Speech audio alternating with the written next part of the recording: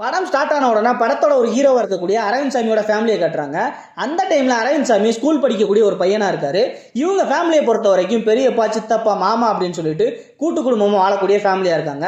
இவங்களோட உறவுக்கார ஃபேமிலி ஒருத்தவங்க அந்த ஊர்ல இருக்காங்க. அவங்க அரவிந்த் சாமியோட பரம்பரை சொத்தா இருக்கக்கூடிய அவங்களோட வீட்டை ஏமாத்தி பறிச்சிடுறாங்க. இதனால வேதனை அடைந்த அரவிந்த் சாமியோட ஃபேமிலி இனிமே சொந்த ஊருக்கே வரக்கூடாது அப்படிங்கிற வைராக்கியத்துல சென்னைக்கு கிளம்பி போயிடுறாங்க. ஆனா இவங்க சென்னை போன பல வருடம் கழித்து அரவிந்த் சாமியோட சித்தி பொண்ணோட மேரேஜ் இவங்களோட சொந்த ஊர்ல நடக்குது. இதனால தன்னோட சொந்த ஊருக்கு வர வேண்டிய சிச்சுவேஷனுக்கு அரவிந்த் சாமி தள்ளப்படுறாரு.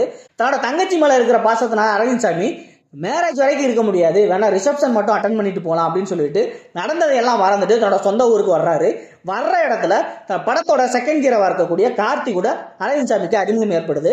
கார்த்திக்கும் அரவிந்த் சாமி கிட்ட அவரோட ஃபோன் நம்பரை கேட்குறாரு. யாருன்னே தெரியாத ஒருத்தருக்கு எப்படி தன்னோட நம்பர் கொடுக்க அப்படின்னு சொல்லிட்டு அரவிந்த் சாமி வேற ஒரு நம்பரை மாற்றி கொடுத்துட்றாரு. படத்தில் வரக்கூடிய